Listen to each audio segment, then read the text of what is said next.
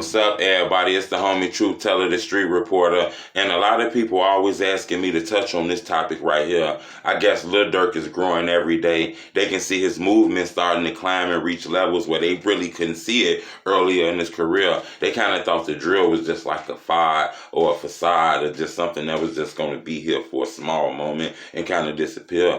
But Durk kind of proving the critics wrong, even though he kind of put music to it. He put a lot of melodic and melodies, and his cadence is a lot different than a lot of the drill rappers, but it's still drill influence. So as the bigger he grow, people want to know more about him, and they always hearing his name, Lil Mo. So people are always asking me, Truth, can you take Lil Mo to the board, kind of explain exactly what happened to him, give you some background. Now his story is a little different from a lot of the stories that I normally document on here, because when I looked at it, I didn't really see a lot of information on his case, and the paperwork was hard to get. But we were able to obtain some pieces of paperwork.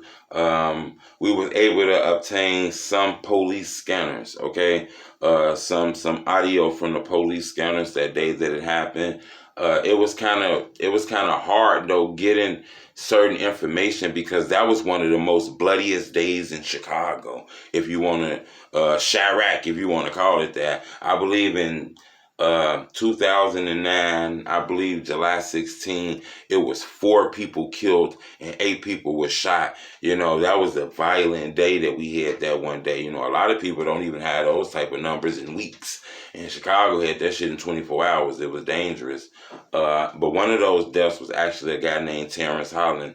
He go by the name of Lil Mo. You probably know about him. I think he was, that's where it's touchy from. That's where we're going to take Lil Mo to the board, because it's a few things that was hard. Because remember, I'm not sure if he was a rapper, because I didn't see any rap videos from him. But I had close sources to OTF. I got close sources to Glow Gang, close sources to Lamron. I done talked to a lot of people that's close to these guys, and even some of these guys on their own. So I feel like I can give you a real touch on this shit right here. So we're going to go with Lil Mo today. If I'm not mistaken, Lil Mo was a BD, a black disciple from Chicago. Now this is where it gets touchy at, because people say, where is he from? What set is he from? And I kind of looked and noticed that he was affiliated with 2 different sets. I'm not sure if he was with both sets, but I noticed he was affiliated with 2 different sets. The first set was Lamron, I believe. Now, I don't know if that was the first one he was with, but I noticed that he was affiliated with Lamron and I believe Sircone City. I'm not sure if that's how I go, but Sircone City. All right? He was affiliated with these 2 sets. He was real close with guys like Lil Reese, Lil Durk. I heard Blood Money, and etc. Okay? I also heard that Lil Mo was looked at as a leader, you know. One of the first young niggas to tell the OGs and the big heads they not listening to no motherfucker. You feel me? I also told that he was on some tough guy shit. He was known as a motherfucker who was sliding. He was known as one of them niggas who coming through and playing with this right here. You feel what I'm saying? That's what I was told. Now, I ain't saying this true, but I'm saying that what somebody told me. Now, they could be lying on him and he was just a good kid, and the internet always has a way of just putting your bed on there. So you got to be careful of what you believe, too. So we're not going to dirty up nobody, because we don't really know. We're not going to play the government games with the internet shit. But like I was saying, I heard he was a leader, and I also heard that he had a reputation of being a thug, you know, a goon, a shooter. He had a rep of being a shooter. You know, those are the things that I heard about this guy.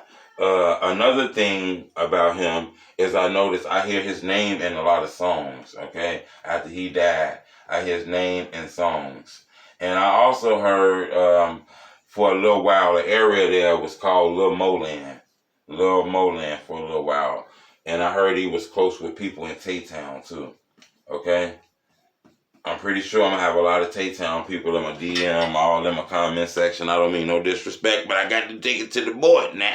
The people want to know the truth, so we're going to take this shit to the board.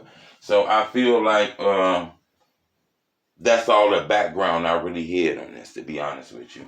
So I kind of looked at this and kind of understood who he was. He kind of reminded me of like your regular young black man coming from those areas, those impoverished areas. You know, they kind of got that drill influence and shit. A lot of that shit is gang banging and all kind of shit. But I understand that that's how it be. You can't really judge these young people. They can't control where they go, control where they live, control where they come from. They still young and shit like that. You know what I'm saying? I ain't saying they can't control none, but I'm saying they can't really control it all once you really, really kind of think it on a bigger level and shit like that. But what happened to this young man is kind of confusing, though. That's what threw me off. The police is claiming that on July 16, 2009, this is what the police claiming. This is what was in the police report. This is what was in the Chicago Sun-Times. This is what was in the CBS Local. This was what was in the Chicago Tribune. This is what threw me off, right? It says that, okay, he was standing with another person, okay? He was standing with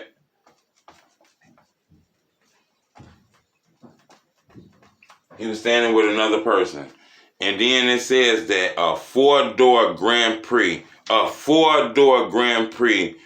snuck up from the East End on West 64th Street. And I believe that's like Eggleston or something like that, right? They say shots was fired. Blah, blah, blah, blah, blah, blah, blah, blah, blah, blah, blah, blah, blah.